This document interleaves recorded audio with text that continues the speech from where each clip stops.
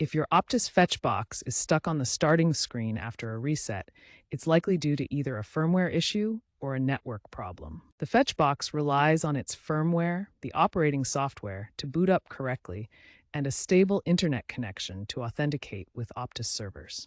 When you reset the box, especially a factory reset, it wipes temporary data and attempts to reload the firmware and connect to the network. If the firmware is corrupted or the network connection is unstable during this process, it can get stuck. This is common after power outages or failed firmware updates.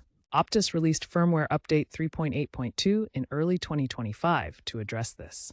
First, try power cycling by unplugging the box for 30 seconds. Make sure your internet download speed is above 10 Mbps using a speed test on another device. To fix a Fetch box stuck on starting, start by ensuring a stable, wired Ethernet connection instead of Wi-Fi for better reliability. You can manually update the firmware via USB if the over-the-air update failed.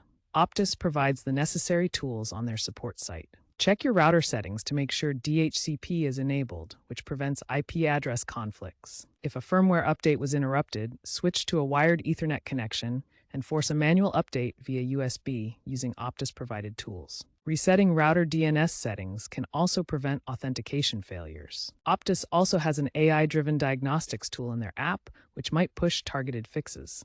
As a last resort, contact Optus support for a replacement if the box is still under warranty, and these steps haven't worked. While community solutions exist, unofficial modifications void the warranty. If issues persist, contact Optus for support, especially if your box is under warranty.